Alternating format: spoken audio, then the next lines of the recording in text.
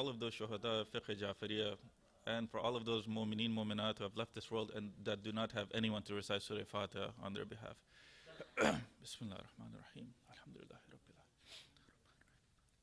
Iyyaka na'budu wa iyyaka nasta'in. Ihdina as-sirata al-mustaqim, as-sirata allazina an'amta alaihim. Bismillah ar-Rahman ar-Rahim. Allahu samad lam yalid. Bismillah ar-Rahman ar-Rahim. Bismillah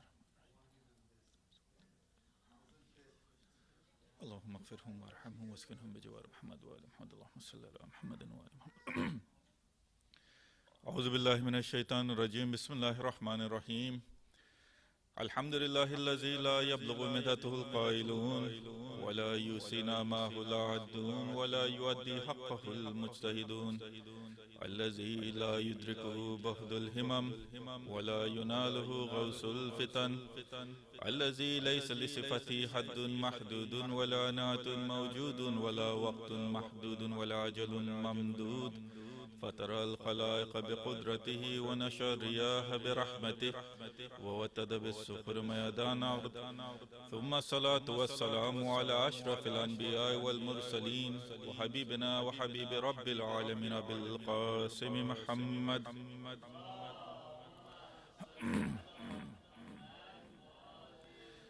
وعلى أهل بيت الطيبين الطاهرين واللعن على أعدائهم أجمعين من أول يوم ظلمهم إلى قيام يوم الدين أما بعد فقال الله سبحانه وتعالى في كتابه المبين وقوله الحق بسم الله الرحمن الرحيم وإنك لعلى خلق عظيم صدق الله العلي العظيم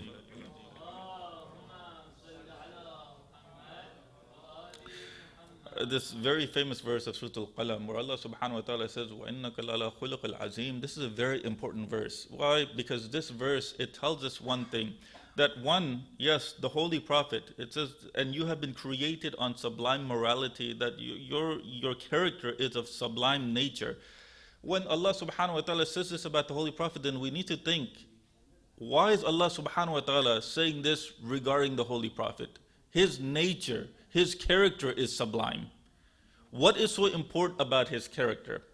When you look at the Holy Prophet's life, you see that there was no one in his time period and no one after him that prayed the way that the Holy Prophet prayed.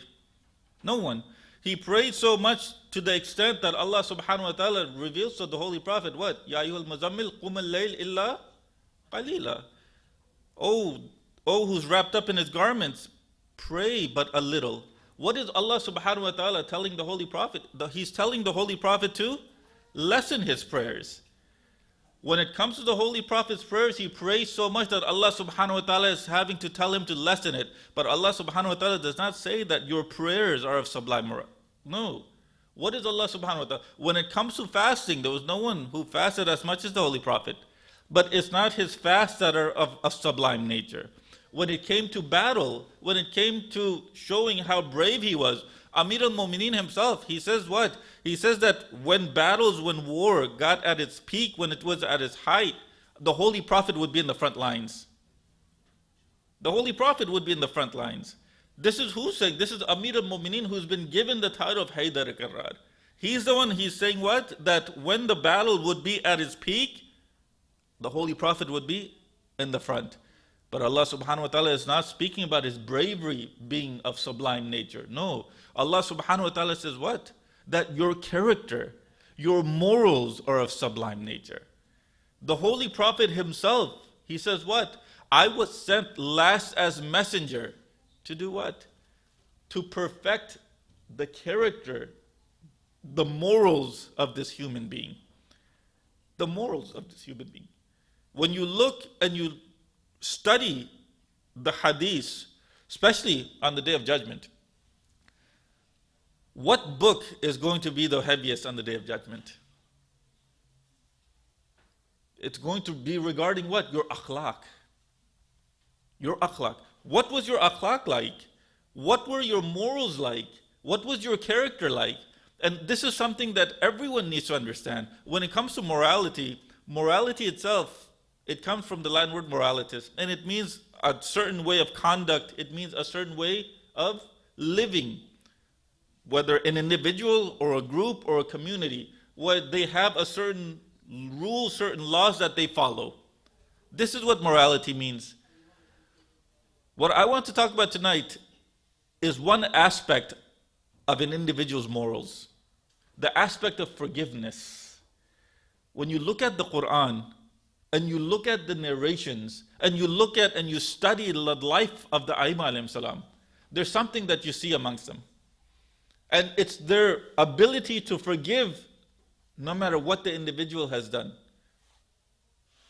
No matter what the individual. Does this mean that if the individual did something that was contrary to the benefit of society, that the Imams or the Prophet, no. No matter what the individual did against them, the Imams, the Prophet, they were the foremost in forgiving. The foremost in forgiving. You look at, for example, in the Holy Prophet's life, the Battle of Uhud. In this battle, the Holy Prophet lost his uncle Hamza. He lost his uncle Hamza. And what happened? After Hamza alayhi salam, he was martyred. What did Hind do? She took out his liver, she starts eating his liver. Not just that. If you look and you study history, she did worse than that. She cut off body parts and she wore it around her neck as a necklace. When the Holy Prophet came and he sees that the body of his uncle Hamza has been mutilated, what does he say? He says that if I ever get the chance, I will do the same to 70 of theirs that they did to my uncle Hamza.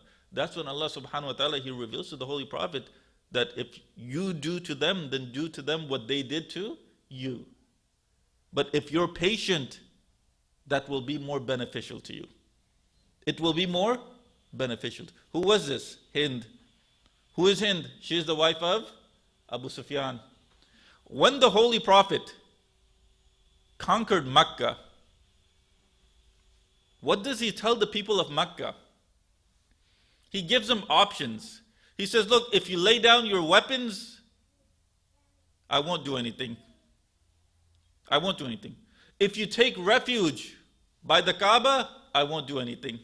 Nothing will be, you're safe. If you lay down your weapons, you're safe. If you take refuge in the Kaaba, you are safe. If you take refuge in Abu Sufyan's house, you're safe. Who's Abu Sufyan? He's an enemy of the Holy Prophet. But the Holy Prophet, he tells the people, even if you take refuge in Abu Sufyan's house, you'll be safe. If you accept Islam, you will be safe. The Holy Prophet, at this point where he's coming with an army to Mecca, he could have obliterated everyone in Mecca. He could have killed Abu Sufyan. He doesn't. He doesn't. What does he do? He forgives them. He forgives them. He gives them options. And this is something that everyone needs to understand. People here in the West, they say that Islam was spread by the sword. Islam was spread by the sword. No, it was not. When the Holy Prophet came to Mecca and he conquered Mecca, how did he conquer it? With the sword? He gave them 4 options. Whichever option you chose, you were safe. You were safe. And when he goes into the Kaaba and he destroys the idols, he comes out and he looks at the mushrikeen of Mecca and he tells them that when I was here in Mecca, what did you do to me? All you did was abuse me. All you did was have enmity towards me. You did everything you can to the point where you tried to kill me, but you failed and I left for Medina. Now I've come back and I'm the one who succeeded. And the people of Mecca, they said, Abul Qasim, you're right. You're right, we were in the wrong. Whether it was to save their own life or yes, they truly believed that they were in the wrong, that's something up to debate. But when they just said we were in the wrong, forgive us, the Holy Prophet said, okay. Forgiveness. This is something that human beings are lacking today. Human beings in general. Forget Muslims, forget Shias, no, just human beings in general are lacking in forgiveness. If each and every one of us was to forgive us Shias, if we were to forgive our other Shia brothers and sisters the way that the Aimma alayhim salam forgave, there would be no hatred between 2 brothers and sisters. There wouldn't. If the Christians truly followed the teachings of Nabi Isa alayhi salam, If the Muslims truly followed the teachings of the Holy Prophet, if the Jews truly followed the teachings of Musa alayhi salam, would there be any hate? No. The fact that there is so much enmity, so much hate, tells you what? That yes, we call ourselves Muslims, but we're not truly following the teachings of the Holy Prophet. We say we want to follow, but when it comes to implementing, we're not implementing. We're not implementing. The same with the Christians, they're not implementing. The same with the Jews, they're not implementing. And this is something we all need to understand. You do not bring someone over to your side with your words. You bring them over to your side with your actions, your acts. If my words and my actions are contradicting, what am I? A hypocrite. If I'm a hypocrite, who's going to come to my side? And this is exactly what Imam Sadiq alayhi salam says. He says, not through your words, but through your actions, invite people to Islam. Invite people to Islam. This is exactly what the Holy Prophet did. In Mecca, whenever the Holy Prophet used to go out for his walk, he would walk the same way. Always the same way. And there was always a mushrik of Mecca who would always throw dirt, who would always throw trash in the route of the Holy Prophet, because he knew that, yes, the Holy Prophet always walked this way. Always. One day, it just so happened that when the Holy Prophet was walking, he doesn't see the trash there. He doesn't see any of that. When he doesn't see it, he asks the people, what happened to him? And the people, they say, Abu Qasim, the man is sick. What does the Holy Prophet do? He goes to this man's house. When he goes to the house, now he's a mushrik. This man has enmity to the Holy Prophet. He doesn't like the Holy Prophet. The Holy Prophet, he goes to the man's house and he asks him, is there anything I can do for you? That's it. The man, he thought that now that he's ill, the Holy Prophet had come to boast and he had come to make fun of him. But the Holy Prophet, when he goes in, he asks him, is there anything that I can do for you? When he says this, that's when this man, he says, now I know that you truly are a prophet. Now I know that you truly are a prophet. Because this is the akhlaq, this is the character of prophets. This is the character of prophets. And that's the Holy Prophet showing us that you do not invite people to Islam with your words. You invite people to Islam with your actions. Sallallahu ala Muhammad wa ala Muhammad.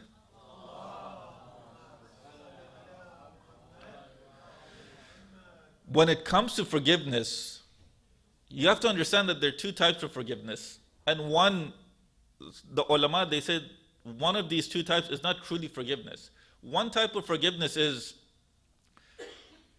I have the ability, someone has done something wrong to me. I have the ability to retaliate.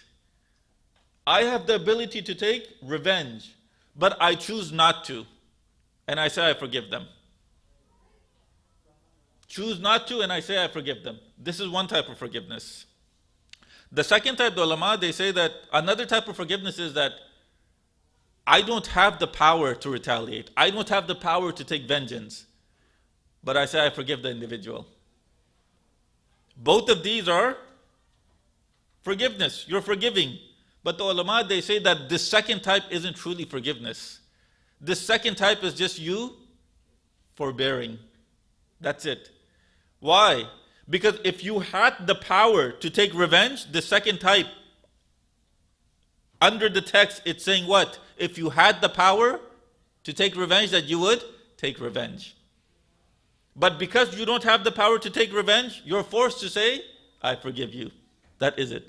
And this is the reason the ulama, they say that the first type of forgiveness is true forgiveness, where you truly have the power to take revenge and you say, I forgive. You truly have the power to take revenge and you say, I forgive. And Amir al-Mu'mineen himself, he says, what? The foremost person to forgive someone is the one with the most power.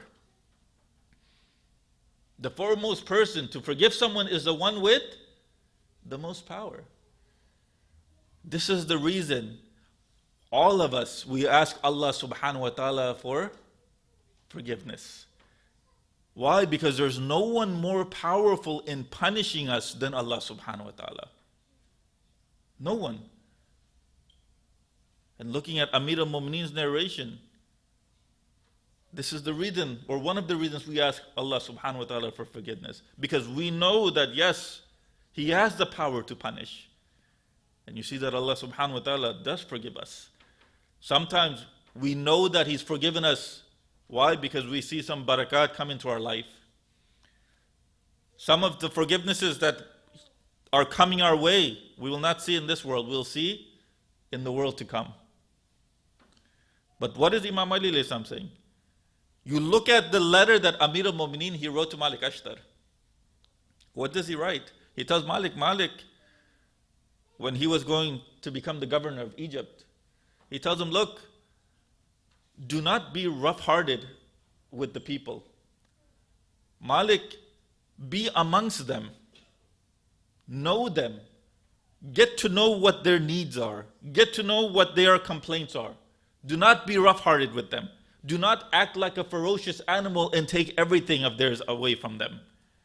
Malik, know that you either have your brother in faith or your brother in humanity. So act with them in a forgiving manner. Some people, they'll do something that's wrong out of ignorance, or they'll do something wrong because at that moment they forget that Allah subhanahu wa ta'ala is watching them. But he tells Malik Ashtar to forgive. And you see that this was the character of the companions of Amir al-Mu'mineen alayhi salam. Where Malik Ashtar, he was going, it's Kufa, and he's going towards Masjid Kufa, and there's a person who's selling dates. He sells the dates to an individual who just bought them. The buyer, he eats the dates, and he didn't know who Malik Ashtar was. What does he do? He throws the seeds at Malik Ashtar. He throws the seed. When he throws the seeds, the person who sold the dates, now he's scared. He goes, do you not know who that was? He goes, no, I don't know. I don't know who that was. He goes, that's the commander of Amir al-Mu'mineen's army. That's Malik Ashtar. Now this person that threw the dates, now when he realizes who that was, he gets scared. At that time, Malik Ashtar, he didn't even care. He just went straight to the masjid. When he was coming out of the masjid, this man, he waited for Malik Ashtar, and he says, I didn't know who you were, I'm sorry. Malik Ashtar goes, you don't have to worry, I came to this masjid, I had already forgiven you, I came to this masjid to pray to Allah subhanahu wa ta'ala that He also forgives you.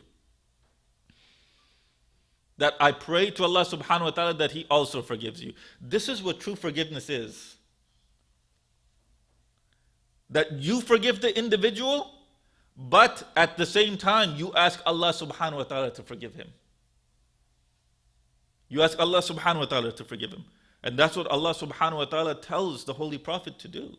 That you forgive them and you also ask for forgiveness for them. And this is what a lot of us don't do. Either we don't know or we forget. That just saying, I forgive you is not enough. Ask Allah subhanahu wa ta'ala to also forgive. The A'imah, they say one thing that everyone needs to keep in mind. The person who's the quickest in forgiving an individual's faults, Allah subhanahu wa ta'ala is even quicker than them in forgiving their faults. He's quicker than them in forgiving their faults.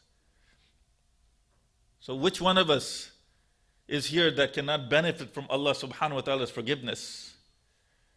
None of us. All of us need Allah subhanahu wa ta'ala's forgiveness. This forgiveness is what's lacking in this world today. Mercy, forgiveness, this is what's lacking. And you see that these characteristics, these two characteristics of the Holy Prophet, are those characteristics. If you look at the Holy Prophet's mercy, what does Allah subhanahu wa ta'ala say about the Holy Prophet's mercy? That he is mercy unto Alameen. The Holy Prophet is mercy of Allah subhanahu wa ta'ala to Alameen. That's the Holy Prophet's mercy. Today, we've seen in our lifetime, forget people, countries, they've abused other countries. Why? Because the other countries do not have the power to stand up to them. What's lacking here? Alhamdulillah, we live in a society, we live in a country that has progressed so much when it comes to sciences. But when it comes to spirituality, it lacks. When it comes to morals, it lacks. When it comes to character, that's where it lacks. All of this advancement in science is not going to do anything, it's not going to really benefit mankind if spirituality is also not taken side by side with this advancement. If spirituality does not advance with this advancement in these materialistic endeavors, then it doesn't benefit mankind. It doesn't benefit mankind one bit. You see today, with the technology that we have, what has mankind done? Yes, it's benefited mankind, but at the same time, that same technology has been used to destroy mankind. Destroy mankind. Why was that? Because that character, that spirituality does not exist in the individuals. That's why. If that spirituality existed, then that technology that was built to help mankind would not have been used to destroy mankind. It wouldn't. Where we live, not just here, other countries that have this technology, they've invaded other countries to do what? To rebuild them. The morals that these countries have. Destroy a country, go in, rebuild it. Why? Money. Money. Sell weapons to other countries. Why? So they can kill other people. Why? Money. The society that you and I live in, the crux, everything that they depend on, or the only thing that they care about is money. That's it. Money.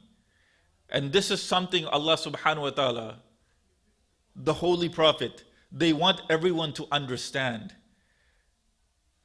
That this world is not about money. This world is not about just advancement in science and technology. No. This world, Allah subhanahu wa ta'ala created this world, He created this human being.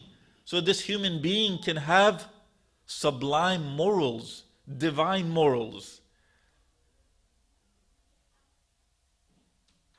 The society that you and I live in, this society emphasizes what? Individuals. It emphasizes the individual. Whereas Islam, it doesn't only emphasize the individual. Islam also emphasizes the collective. It emphasizes society as well. In Islam, if you have a ruling, in Islam, if you have something that deals with the individual, then you have something that deals with the society. For example, prayers is for the individual and Allah subhanahu wa ta'ala. Fasting is between the individual and Allah subhanahu wa ta'ala. Zakat is for what? Society. Khums is for what? Society. The laws in Islam, they do not just deal with the individual, they also deal with the society. If we're just looking after ourselves, hatta the Holy Prophet, what does he say? A Muslim that does not wake up and think about how I can help another Muslim, it's not from us. Not from us. Everyone is just worried about themselves. When was the last time another mu'min said, you know what, how can I help you? What can I do to help you? This is when everyone needs to come back and say, you know, these gatherings, this is what these gatherings are for. Salatul Jum'ah, That's what Salatul Jummah is for. Once a week, you gather together and you find out, what can I do to help my brothers and sisters in faith? Once a week, that's it. And these gatherings, that's what they're for. To make yourself better, to get that sublime morality that the Holy Prophet was sent last for. To instill that within ourselves, to instill that within our own children. Sallallahu ala Muhammad wa ala Muhammad. Allah subhanahu wa ta'ala, He says in the Quran, He says, turn to forgiveness and enjoin good and turn aside from the ignorant people. Turn to forgiveness. Whenever you get the chance, you forgive. But what does this mean? Does this mean that if an individual does something that is detrimental to society, that we just say we forgive them? If that's the case, then what's the point of adl? What's the point of justice? In our usul ad-din, forgiveness isn't part of the usul ad-din. What's part of the usul ad-din? Justice, adl is part of the usul ad-din. What does this mean? Does this mean because we're speaking about forgiveness, we just forgive everything and everyone? No, that's not what it means. If an individual is doing something that is detrimental to society as a whole, then yes, that individual, if they meet the criteria for the punishment, then they will be punished. They won't be forgiven. Why? Because if you continue to forgive an individual like this, what are they going to do to society? It's going to ruin society. It's going to ruin society. For example, let's just look at one, stealing. In Islam, and I bet everyone here has the same conception of stealing that the West has put into everyone's brain. In Islam, what is the had? What is the punishment for stealing? What was it? Cutting his hand off, right? This is the punishment. And this is what the West, it tells everyone that this is Islam. This is the religion of peace. If a thief steals, the hand gets chopped off. But did you know there's at least 19 conditions that have to be met before the hands are chopped off? And not the hands. In our fiqh, it's the fingers that get chopped off. In the other schools of thought, yes, some schools of thought all the way from the shoulder, others from the elbow, others just the wrist. But our school of thought, it is just the fingers. But there's at the very least 19 conditions that must be met before this ruling is enacted. And it's enacted by who? The judge. 19 conditions. Can you tell me any other, hatta when it comes to murder, when it comes to zina, you need 4 people to testify. Hatta Amir al-Mu'mineen says that if 3 people are there to testify and there isn't a 4th, what happens? You punish the 3. You punish the 3. So some of these punishments in Islam, look at the criteria that are set for the meeting of these punishments. Look how severe they are. At the very least, 19 conditions for stealing. 4 people to testify that yes, this person committed adultery. 4 people. Of those 19 conditions, was this person sane? Were they insane? Was this person baligh? Were they child? Was this person free? Were they a slave? Was this person, or when this person stole, did he steal from some place that was open or was it closed? What he stole, was it at the very least 4.5 grams of gold or was it less? Did he have the intention of giving it back or no, did he not? Did he have the intention of stealing it himself? Or no, did he think that he was borrowing? Some people, they say this, right? I was just borrowing. They'll take something, I was just borrowing. Or this has happened. Some people, they borrow something and they forget they have it. And what does the other person say? Oh, they stole it. When in reality, the person just forgotten that they borrowed it.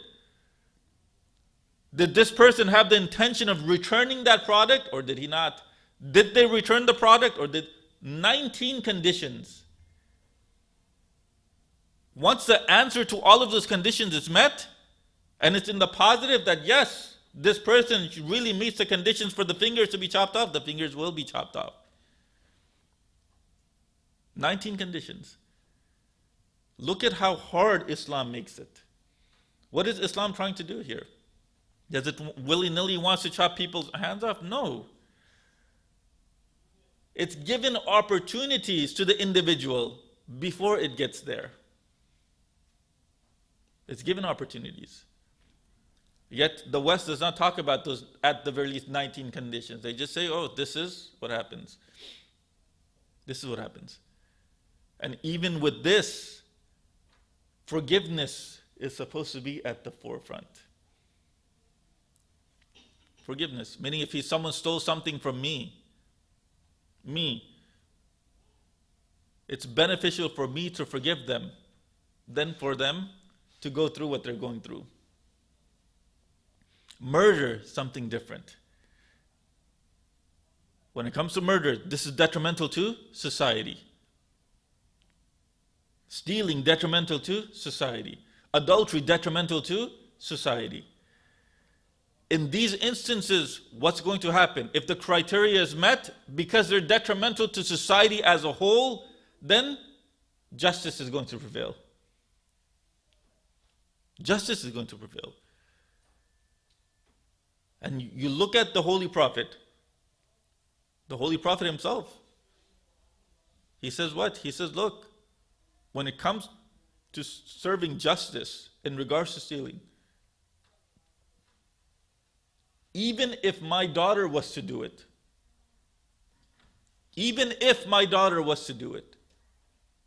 she would meet the same fate. The Holy Prophet. Why? Because an individual was brought to the Holy Prophet who met those criteria. And people wanted him forgiven. Why? Because the individual was known within the community. And the Holy Prophet said, no, that's not how this works. That's not how this works.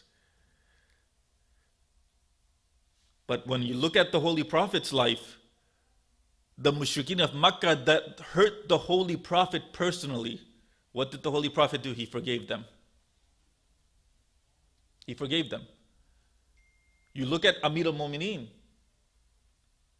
In the Battle of Siffin, there came a point when Muawiyah and his forces, they took over the water. When they took over the water, they basically said Amir al-Mu'mineen and his soldiers will not be able to get any water. When Amir al-Mu'mineen's soldiers, they came to Amir al-Mu'mineen, they complained. Amir al-Mu'mineen says, okay, now I'm going to go out. He goes out with some of his soldiers and they go and reclaim the water. When they go and reclaim the water, now the soldiers are telling Amir al-Mu'mineen, Ya Ali, do the same to them. What they did to us, we want you to do the same to them.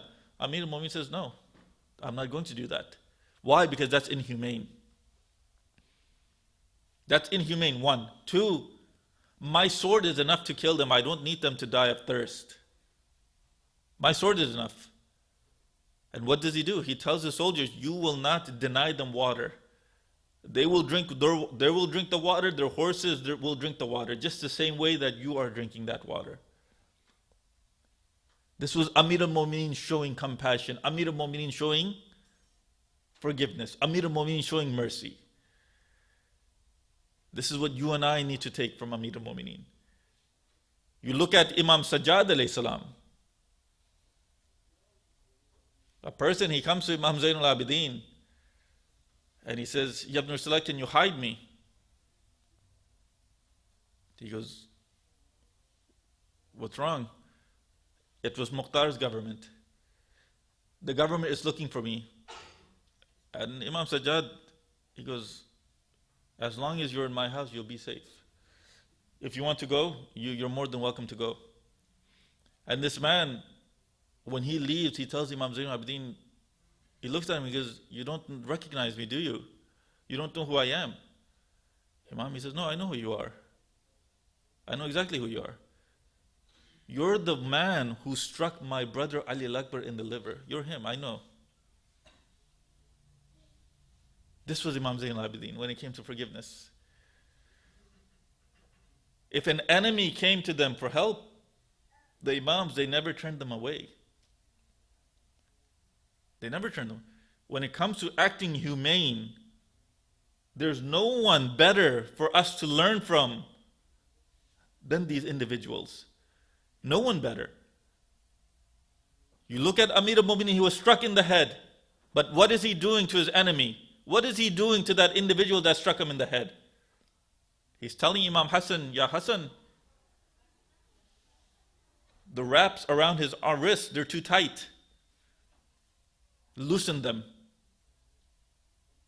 Give him some water. He tells Imam Hassan alayhi salam, and he tells everyone else, that if I live, then I'll decide what happens to him. Who? Ibn Muljim la'natullah alayhi. If I live, I'll decide what happens to him. But if I die because of this, then you're to only strike him one time, that's it. And nothing's to happen to his body. This was Amir al-Mu'mineen. Whereas you and I, if someone was to strike us one time, what would we do? We strike them 2 times over. You strike them 2 times over. Like I said in the beginning, if you have the power to take vengeance and then you forgive, that is true forgiveness. That is true forgiveness. And that is the forgiveness that Allah subhanahu wa ta'ala wants from us. That is the forgiveness that the Quran wants. I ask Allah subhanahu wa ta'ala to keep us on this path of Muhammad wa ali Muhammad. I ask Allah subhanahu wa ta'ala to forgive our sins. I ask Allah subhanahu wa ta'ala to forgive the sins of all of those marhumeen, mu'mineen, mu'minat that do not have anyone to ask for forgiveness on their behalf. Walhamdulillahi Rabbil Alameen. Please, once again, recite Surah Fatiha for your marhumeen, for the marhumeen of all those, or for all of those marhumeen, mu'mineen, mu'minat that do not have anyone to recite Surah Fatiha on their behalf, and for all of the shuhada of fiqh Jafriya. Bismillahir Rahmanir Rahim. Alhamdulillah.